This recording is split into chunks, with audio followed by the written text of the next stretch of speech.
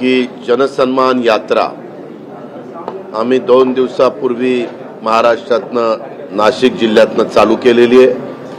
आज आजचा 3रा दिवस आहे आणि त्या निमित्तानं यात्रेतनं जात असताना यात्रेचा जो आमचा मार्ग आहे तिथून जात असताना जी काही आपली श्रद्धास्थानं आहेत त्या ठिकाणी जाऊन तिथं नतमस्तक व्हायचं, आशीर्वाद मागायचे आणि पुढे जायचं।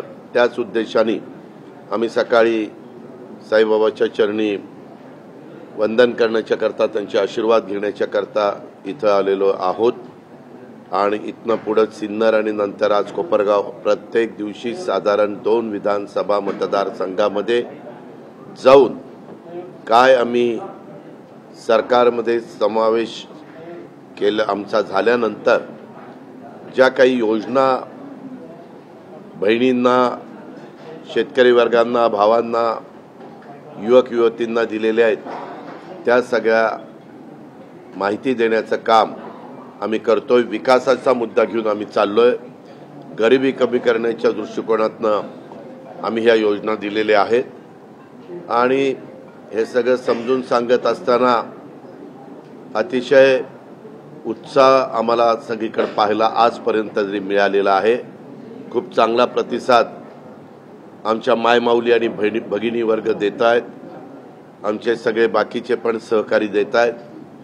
पाऊस काही ठिकाणी असतो, काही ठिकाणी नसतो, परंतु जरी असं वातावरण असलं तरी आम्हाला ठराविक काळामध्ये ही जनसन्मान यात्रा पूर्ण करायची आहे आणि ते पूर्ण करत असताना अशा प्रकारे वेगवेगळ्या तीर्थक्षेत्राला पण भेटी द्यायच्यात आणि आशीर्वाद मागायचा आहे की सगळ्यांचं भलं व्हावं।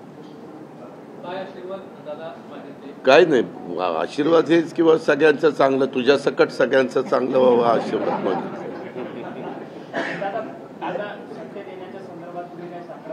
हे का मी आपल्याला सांगू का, हे आपण कुठं जातो मग आम्ही हे साकडं घातलं, आम्ही ते साकडं घातलं, आम्ही एवढंच सांगितलं की आपल्या महाराष्ट्रातल्या, भारतातल्या तमाम भारतीयांना, तमाम महाराष्ट्रीयांना, सर्व जाती धर्माच्या लोकांना, सगळ्यांना एक समाधान, त्याच्यामध्ये आनंद, समृद्धी ह्या सगळ्या गोष्टी मिळाव्यात हेच आमचं तिथं जाऊन मागणं असतं।